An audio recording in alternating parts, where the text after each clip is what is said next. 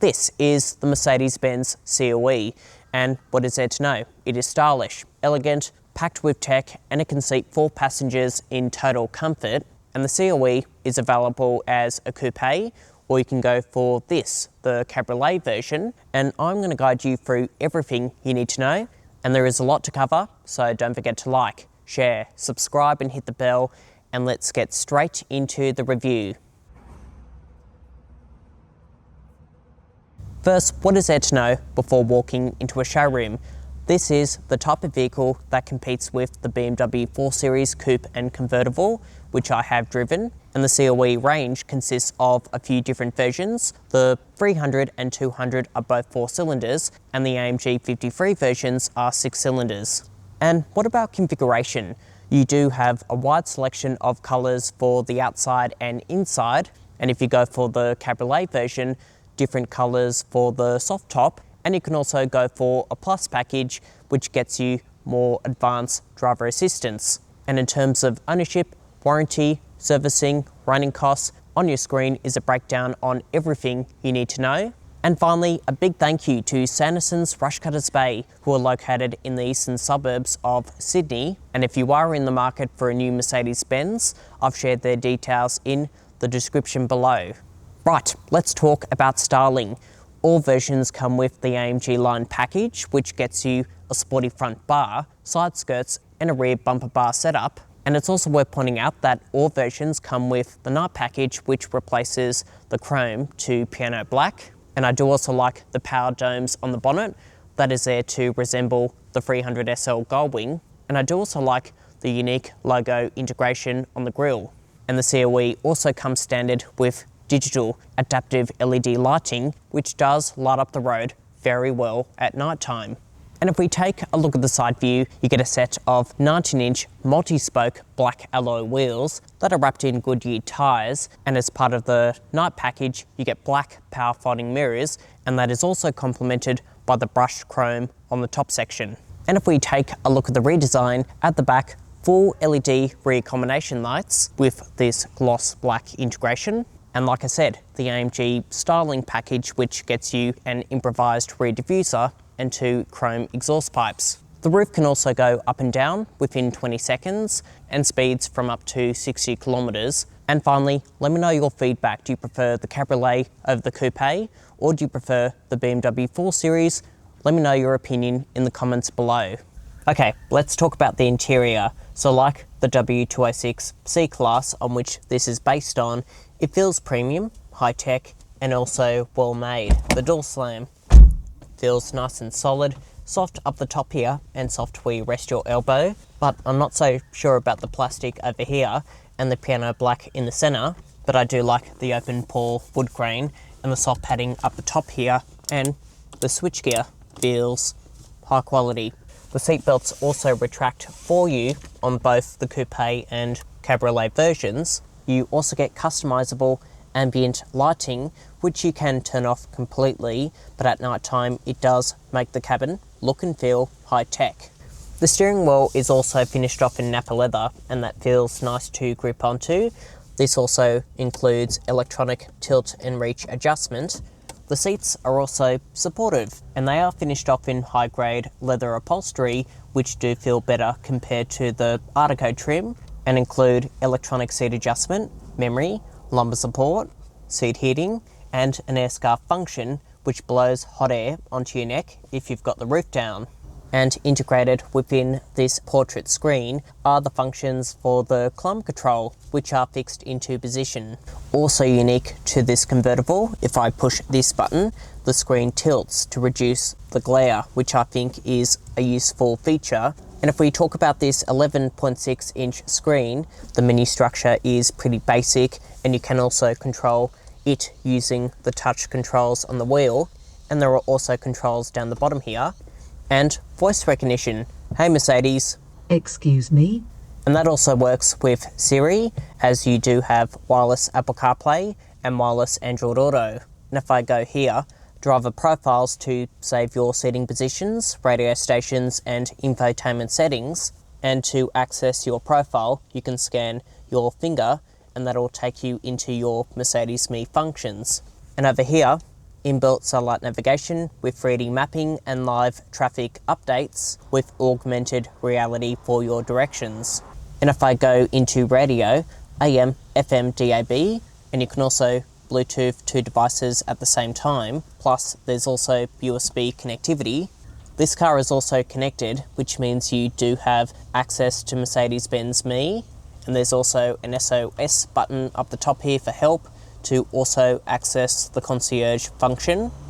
And if we talk about safety, this comes with a 360 camera with multiple angles and views to choose from. This car can also self-park itself, and there are also front and rear parking sensors, a front and rear cross traffic alert, automatic emergency braking, blind spot monitoring, a safe exit warning assist, and that'll alert you if an oncoming car is coming your way if you have the door open, a lane departure warning and a lane keeping assistant, adaptive cruise control that keeps you within distance between yourself and the vehicle in front, traffic sign recognition, and a driver fatigue monitoring system. And if I press this button, this takes you into the drive modes between Eco, Comfort, Sport and Individual, and Individual is a custom mode to set the car up on how you want it to perform. And moving on to this 12.3 inch screen, the structure is customizable as you do have a few different layouts to choose from, and once you master the touch controls, it is pretty easy to use. You can also change the information in the center. The head-up display is also customizable, showing you media functions, driver assistance, mapping directions. And what about storage? The glove box is pretty decent in terms of size. There are also two small cup holders, one for a water bottle and a coffee cup. There's also wireless phone charging with a USB-C port and two USB-C ports in the center console, which is a little bit small. And again, the door bins aren't huge, but you can still fit a large water bottle. There are also vanity mirrors behind the sun visors, and you do also get two back seats back there. For occasional use, they are fine, but for longer trips, you will struggle for knee room, toe room, and headroom with the roof up, and the seats are fixed into the upright position. But you do get ISOFIX points for child seats, two cup holders, and directional air vents. And despite this being a coupe, getting in and out is pretty similar to a saloon. And it also comes with a remote key, keyless entry, walk up and walk away door locking and unlocking, and finally, push button ignition. Okay, let's talk about boot space. There are a couple of ways to open the boot. The key fob in your pocket, and you can swipe your foot underneath and the boot will open, or you can just use the button on the key fob. And it is worth noting that the coupe version has 420 litres of cargo capacity, which is almost as big as a C-Class saloon. Whilst this, the convertible version, has 385 litres and 295 with the roof down. But yes, the opening is quite narrow, which is something you would expect for this type of vehicle, but there is enough room for a set of golf clubs, a couple of carry-on suitcases for a weekend away, and you've also got some tie-down points, LED lighting, shopping bag hooks, and you can also build yourself a basket for additional storage. But unfortunately, there is no spare tyre, as this does come with run flat tyres.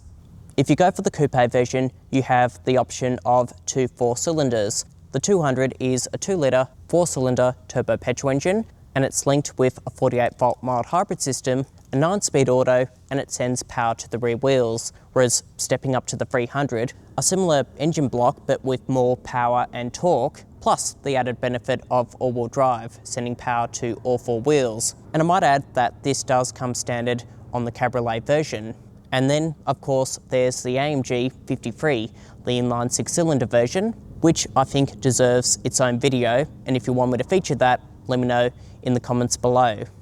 Okay, driving impressions inside the C-Class Cabriolet. Over the bonnet there's decent forward visibility, good side vision, decent side mirrors, and at the back, rear vision is a bit narrow, but once you do have the roof down, visibility is pretty good. Plus, there's also a fantastic 360 camera, and the turning circle is nice and sharp, and the steering does feel pretty direct. You can put it into sports mode to make it feel a little bit more sporty, and that makes the steering feel a bit more natural, opposed to feeling synthetic.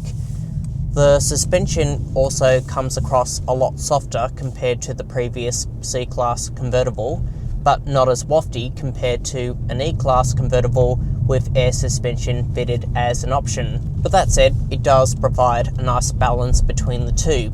But in my opinion, I think this car would have been better without the front flat tyres and the low profile wheels, because on really sharp surfaces it does crash around a little bit. This also comes with a 48 volt mild hybrid system, so if you stop at a set of lights, the engine shuts off, and when you apply acceleration, it turns on again. And look at that, that integration is silky smooth, and that is a lot better compared to a car fitted with that annoying start-stop starter motor function. And when you do put your foot down, it does move. The gearbox, again, is nice and smooth. It isn't a sports car, but it does get moving if you need to merge on a freeway, for example. I've also driven the CLE 200, and comparing the 300 with the 200, yes, you get a bit more power and torque, but the main benefit is all-wheel drive opposed to rear-wheel drive. The driving aids are pretty straightforward once you get past working out the touch capacitive controls, but the adaptive cruise control sets and engages, there are no annoying beeps and bongs. And in terms of fuel consumption, Mercedes-Benz says that this is going to achieve 7.7 on a combined cycle, and that is for the 300, a little bit less, not that much on the CLE 200, but on average you'll get between 8 to 9 litres driving around on a combined cycle. But on the freeway you could get that figure down to 6.5 to 7 litres because it does have a 9-speed gearbox.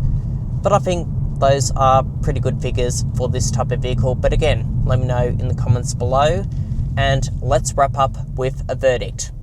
So, a conclusion on the Mercedes-Benz CLE. Well, if I had the choice to pick out between a coupe and this Cabriolet, I'd pick out the coupe, but that is my personal preference. It is pricey, like many of its competitors, and in my opinion, the servicing costs, as expected, coming from a premium brand, it is expensive, but the only main rival is the BMW 4 Series, and I do think the CLE does look a lot better. It is also nice to drive, packed with tech, but tell me in the comments below, would you choose this over the BMW? And also, let me know what you want me to feature next, and don't forget to like, share, subscribe and hit the bell, and I'll see you next time. Thanks for watching.